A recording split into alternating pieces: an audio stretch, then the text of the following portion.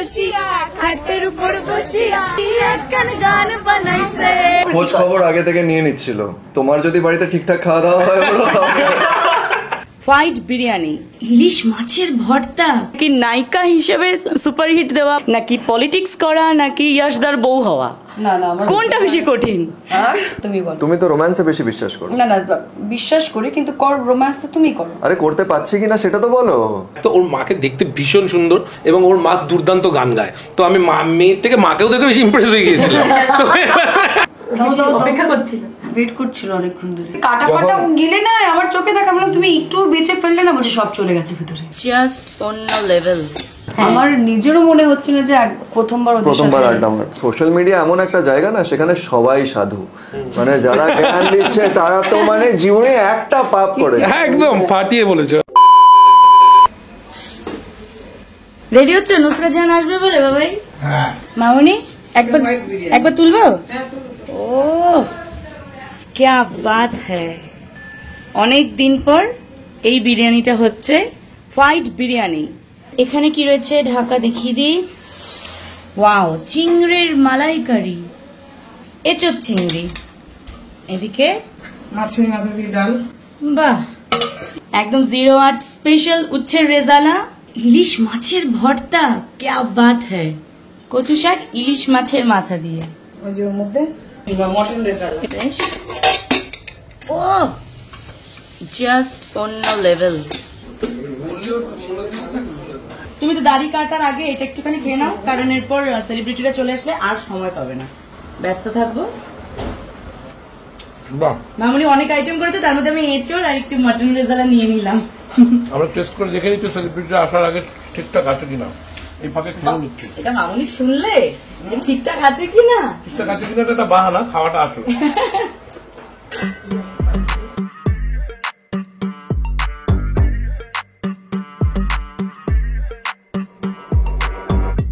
এঁচোড়টা কি ভালো হয়েছে? A few moments later. So finally Cinderella টি পরে আমি রেডি, কারণ আজকে বাড়িতে আসতে চলেছে আবারও একজন সেলিব্রিটি, একজন নয় দুজন, ডাবল ধামাকা।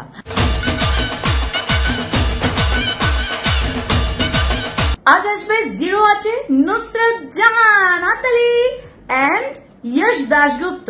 এই মিষ্টি জুটি আসবে, অনেকক্ষণ আড্ডা হবে, খাওয়া দাওয়া হবে, আর গল্প হবে আরি নিয়ে। আরিটা কি? ওদের নতুন সিনেমা। পুরোটা ডিটেলসে জানতে হলে ব্লগটা দেখতে হবে, কিন্তু দেখতে থাকো। আর কেমন লাগছে বলো, নতুন টি শার্টটা পরলাম আজকে, বাড়িতে নায়ক নায়িকারা আসছে, আলাদাই এক্সাইটমেন্ট কাজ করছে। বাকিরা কি করছে চলো ঝলক দেখিয়ে দিই। বিপাল, মনে হচ্ছে এবার তোর চুলের লেন্থ আমার চুলকেও ছাড়িয়ে যাবে। মাথা ঝাঁকাস যেটা, ময়দানে তো প্রচুর ভিডিও বানাচ্ছিস, মেয়েরা তো সব লাট খেয়ে পড়ে যাচ্ছে। এমন হোঁচট খেয়ে পড়ে যাচ্ছে যে আমি বুঝে উঠতে পারছি না যে কোন দিকে যাব। প্রচুর গরম পড়েছে, তাই বেশি বেশি করে গ্লুকন ডি খাও।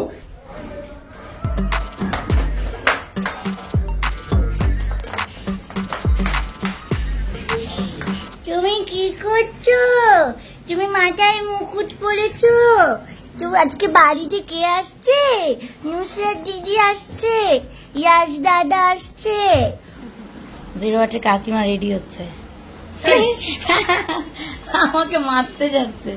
মামুনির বিউটি বক্স এই যে কেটে রেখে দিলাম ছোট। তোমার মালাইয়ের মধ্যে দেবো না, এগুলো তোমার চিংড়ি মাছের মালাইকারিটা হচ্ছে না, চিংড়ি মাছের মালাইকারিতে নারকেল দেওয়া হবে। সে কাটিং করছিল দিদি ভাই। তোমার যে আঙুলে এক একদিন এক এক রঙের নেল পলিশ, সেই কালেকশনটা একবার দেখিয়ে দাও, সেই কালেকশনটা একবার দেখে নাও তোমরা।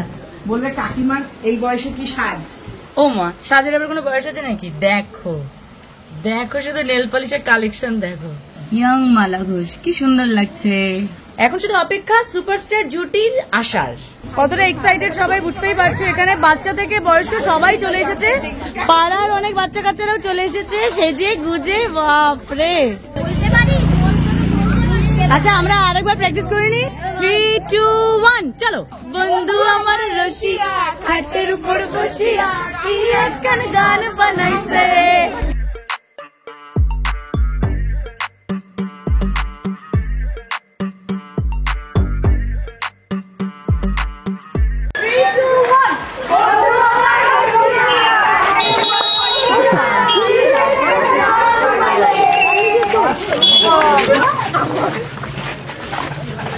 সাথে আমার মোটামুটি সবসময় ভাব আর আড়ি নিয়েই চলছে, হতেই যা হবে, চলছে। হ্যাঁ, যদিও পার্সেন্টেজ যদি হিসাব করে আড়িটাই বেশি হয়।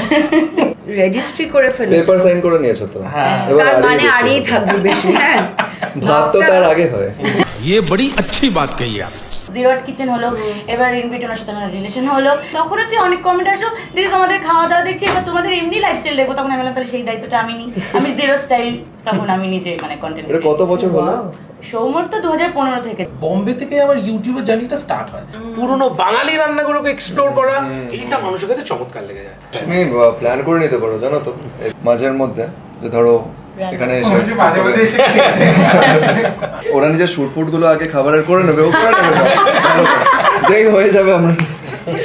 আমি তো ভয় পাচ্ছিলাম আমাকে বলবে এসে তুমি মাঝে মধ্যে এসে একটু রান্না বান্না শিখে নিয়ে বাড়িতে করো। সেই আশা আমি ছেড়ে দিয়েছি, good, I am proud of সেই ইউ। আশা আমি ছেড়ে দিয়েছি। তারপরে এই করতে করতেই আমার ওর তুলির সাথে আলাপ 2020 নাগাদ, কারণ ও আমাদের ভিডিও দেখতো, মা আর ছেলে খাওয়ার ভিডিও এবং নানান আর মেয়ে মিলে দেখতাম ওর খাওয়া দাওয়া। ও তখনই ঠিক করে নিয়েছিল যে আমি এই বাড়িতেই বিয়ে করবো।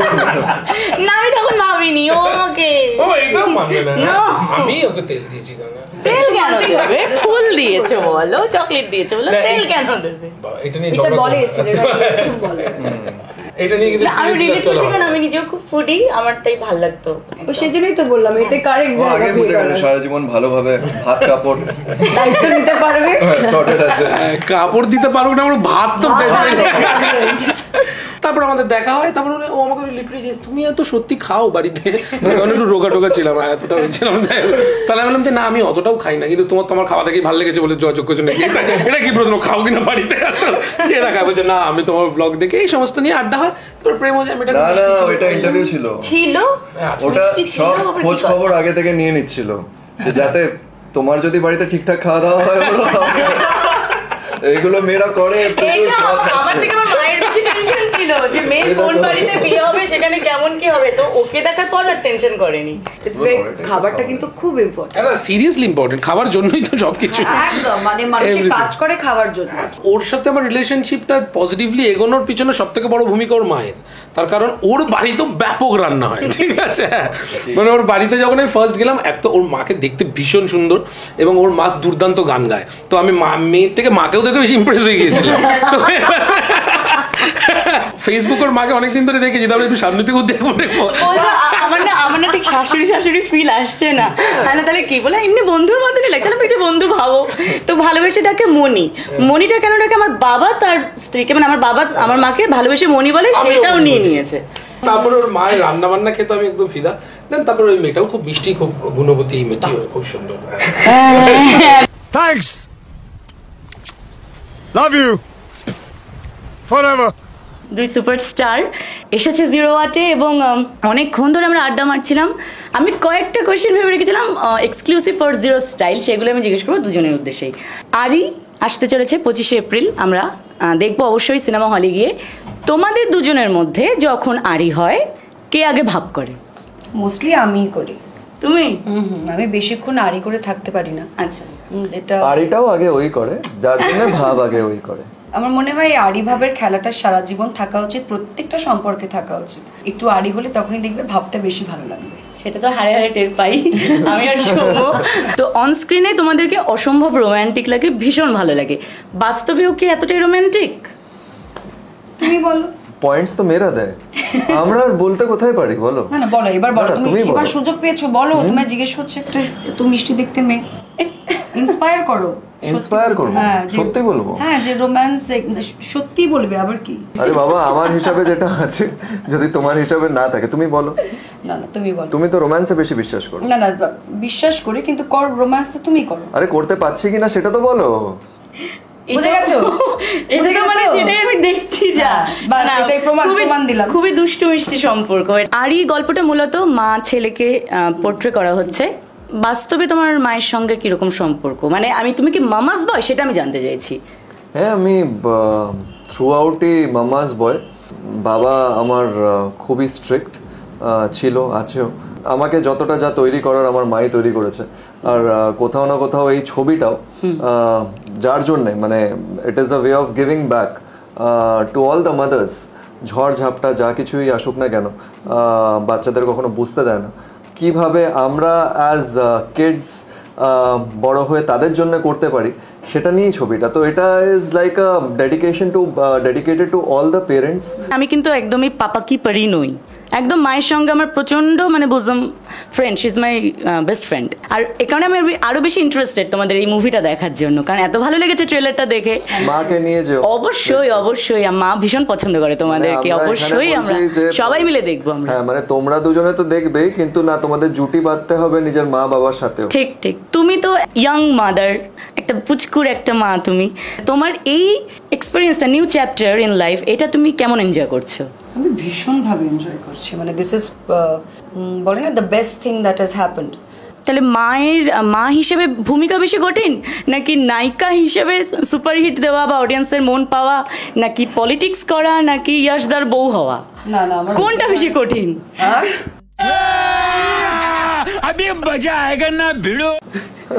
মানে একটা হচ্ছে কাশ্মীর, একটা কন্যাকুমারী, একটা বেঙ্গল, একটা গুজরাট, চারদিকে চারটে।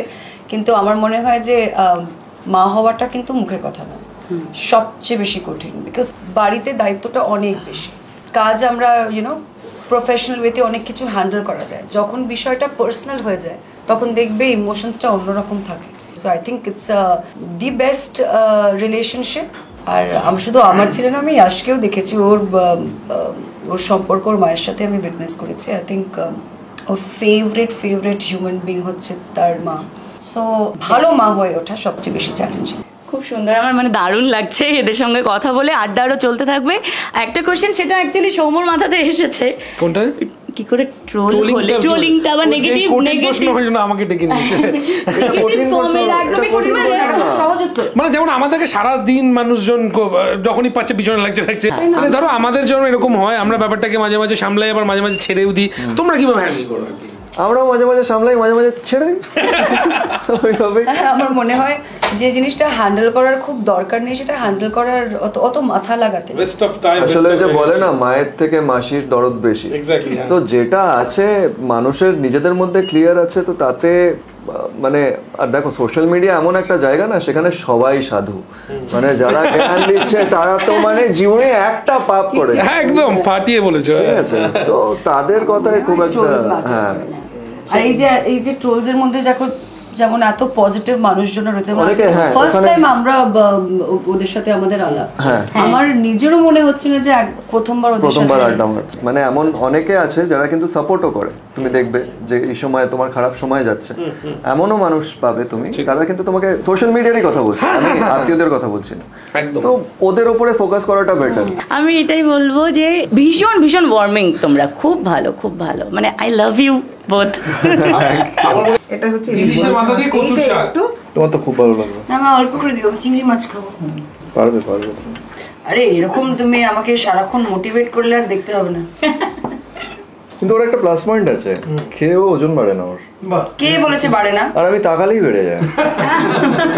না, মাছের এই মাথাটা জীবানোর একটা বিরাট ব্যাপার। আরে মাছের মাথা মানুষ, তুমি বিশ্বাস করো ক্যামেরাটা যদি অফ হতো না, ও তোমাকে দেখাতো ইলিশ মাছের মাথাও। আমি দেখাতাম না, আমরা দুজনে মিলে এই করে আমরা বলি কাটা কাটা গিলে না আমার চোখে দেখা, বললাম তুমি একটু বেঁচে ফেললে না, বলছে সব চলে গেছে ভিতরে।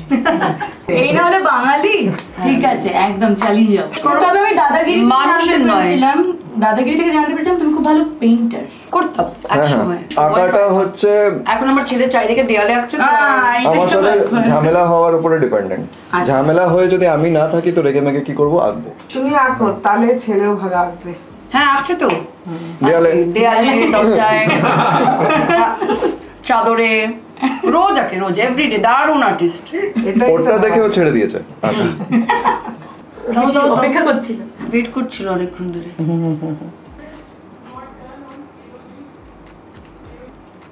খুবই ভালো হয়েছে আন্টি। কিন্তু এদিকে যখন থেকে প্রথম দেখি তখন থেকে খুবই ভালো লাগে দিকে।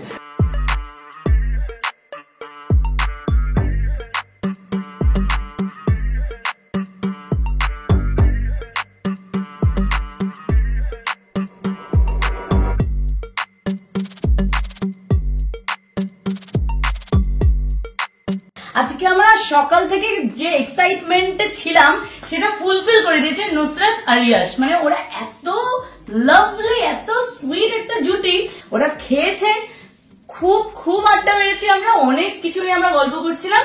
ওরাও খুশি এবং কথা দিয়েছে আবার আসবে। সব মিলিয়ে জাস্ট ওয়াও ওয়াও ওয়াও। তো আশা করি তোমাদের ভিডিওটা ফ্যান্টাস্টিক লেগেছে। ঝটপট লাইক করো, অনেক অনেক শেয়ার করো, আর এই ধরনের ভিডিও দেখতে হলে চোখ রাখতে হবে জিরো স্টাইলে। দেখতে ভুলবে না 25 এপ্রিল। আরে চলো 3 cheers for Nusrat Yash. Hip hip.